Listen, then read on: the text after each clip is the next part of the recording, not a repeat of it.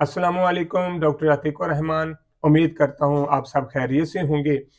तो आज हमारा बहुत ख़ास एक टॉपिक है, दाँत हिलते हैं, मसूड़ों से खून आना और बदबू आना। ये क्यों बनता है? इसका कौन-सा रीज़न है? तो इनका ट्रीटमेंट क्या करना है? कैसे इसका इलाज होगा? सारी बात डिटेल से करते हैं। सबसे पहले तो अपने दाँतों की हिफाज़त किया करें। एक-एक दाँत को वॉश किया करें। ये बहुत अनमोल मोती हैं, इनको ज़ाया होने से बचाएँ। इनकी भरपूर आप दिन-रात जितना भी हो सके इसकी केयर किया करें, इनका ख़्याल रखा करें। ये लाइफ़ के साथ चलने होते हैं, आखिरी साँस तक चलने होते हैं। तो इन इन इनका ख़्याल रखोगे तो आप खाना भी चबा सकते हैं, खा भी सकते हैं, पैसे भी ज़ाया नहीं होंगे। आप मसवाक लें, बुरश लें, सॉफ्ट करके उनको इस्तेमाल करें। दिन में कम से कम 2 दफ़ा देखो शरई तरीके से, शरई लिहाज़ से आप देखा जाए तो हर वज़ू के साथ मसवाक फ़र्ज़ करार यानी एक जायज़ तरीका है, अच्छा तरीका है। तो ये क्यों नमाज के साथ मसवाक का हुक्म दिया गया? इसी वजह से कि भी आपके दाँत सही रहें, तंदुरुस्त रहें, हेल्दी रहें। आपके मुँह से बदबू भी नहीं आएगी, ये सारे मसाइल हैं। सबसे पहले तो अगर मुँह से बदबू आ रही है, तो उसका इलाज क्या है?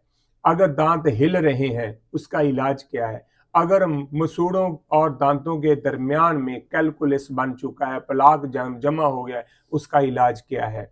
देखें, जब दाँत की सफाई ना की जाए, तो आप जो खाया-पिया है, वो दाँतों के साथ चिपक जाता है और दाँत एक से दूसरे दाँत के दरमियान में कुदरती स्पेस होती है, खाली जगह होती है, उसके अंदर ऐड हो जाता है। अगर आप उसे वॉश नहीं करेंगे, तो बार-बार ऐड होता रहेगा। वहाँ मुँह के अंदर जो बैक्टीरिया होते हैं, जरासीम होते हैं, उन फूड पार्टिकल को खाते हैं, फिर अपना बाद में तेज़ाब छोड़ते हैं। तेज़ाब जो होता है उसकी स्मेल आती है। तेज़ाब दाँतों की प्रोटेक्ट एक लेयर होती है, एनामल वाला हिस्सा दाँत का ऊपर वाला, उसके ऊपर वो स्टिल हो जाते हैं, रुक जाते हैं, अपनी जगह बनानी शुरू कर देते हैं। दाँत एक से दूसरे दाँत के दरमियान में जो स्पेस होती है, वहाँ खाना ऐड होता है, वहीं वो अपनी हाउसिंग बनानी शुरू कर लेते हैं, वहीं उनकी नशोनुमा होती है, वहीं ही वो अपना तेज़ाब छोड़ते रहते हैं। तेज़ाब मुँह के अंदर जगह-जगह पे से रुक जाता है, चिपक जाता है, दाँतों के ऊपर, लेयर के ऊपर चिपक के दाँत डैमेज शुरू कर देते हैं, डैमेज होना शुरू हो जाते हैं। अगर ख़ास करके हमारी जो ज़ुबान है, टंग, इनके ऊपर जो एक टिश्यूज़ होते हैं और जो जायका टेस्ट जो होता है उसको फ़ील करते हैं, आपको फ़ीलिंग होती है ये जी जायका बहुत अच्छा है, इस चीज़ का जायका अच्छा है, इस चीज़ का जायका अच्छा नहीं है। ये जो फ़ीलिंग होती है वो कम होती जाएगी।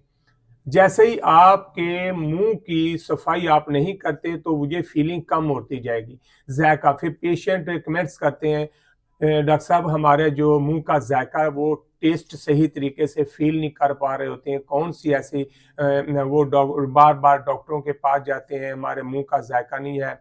यानी कोई चीज़ भी खाते और पीते हैं उसका टेस्ट सही तरीके से हमें मालूम नहीं होता, फ़ील नहीं होता। तो इन चीज़ों के लिए बेहतरीन आपकी हाइजीन है।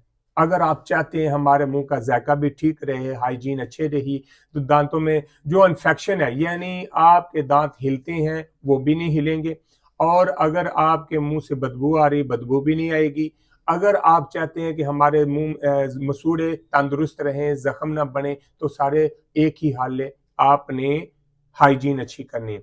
अब के आपके दाँत हिल रहे हैं और उनके लिए ये है कि आप डॉक्टर के पास जाएँगे, उन्होंने स्केलिंग करवाएँ, जितना कैलकुलस है यानी टार्टर बना हुआ है, पत्थर एक लेग बन जाती है, वो हटानी पड़ेगी और दाँतों के ऊपर पॉलिशिंग होगी, व्हाइटनिंग होगी, लेज़र के साथ व्हाइट करके आपकी गुड स्माइल बना दी जाएगी। ये एक बात। दूसरी, जितने भी मसूड़े हैं, उनके ऊपर जितना भी गंदगी है, वो हटा दी जाएगी। कुछ मेडिसिन दी जाएगी, जिससे आपके मसूड़ों के ऊपर ज़ख्म है या स्वेलिंग है, उनका ट्रीटमेंट के साथ वो भी ठीक हो जाएगा। और अगर आप सफाई अच्छे तरीके से टंग स्क्रैपर ले लें और ज़ुबान को अच्छे तरीके से साफ़ करें, उसके ऊपर जितने भी बैक्टीरिया जमा हैं वो हटाएँ और मुँह की अच्छे तरीके से सफाई कराएँ। ये बेहतरीन एक इलाज है। दूसरी आपको एक साथ टिप भी देते हैं कि आप घर बैठ के भी इलाज कर सकते हैं। क्या लेना है आपने? आपने कास्टिंग सोडा लेना है और साथ कोकोनट ऑयल लेना है, थोड़ी-सी अपनी हल्दी ले लेनी है, उनको आपने पाउडर में मिक्स करके एक पेस्ट बना लें। सुबह और शाम दाँत के ऊपर, मसूड़ों के ऊपर हल्का-हल्का मसाज करें। जितनी भी बदबू है आपके मुँह से, दाँतों से या मुँह से आ रही है, वो भी ख़त्म हो जाएगी। आपके लॉन्ग टाइम के लिए आपके दाँत जो हिलते हैं मज़बूत हो जाएँगे और आपका मसूड़े का इन्फेक्शन भी ठीक हो जाएगा। ये थी आज की वीडियो। अगर न्यू है तो सब्सक्राइब करें, अपनों को, दोस्तों को शेयर करें। अल्लाह हाफ़िज़।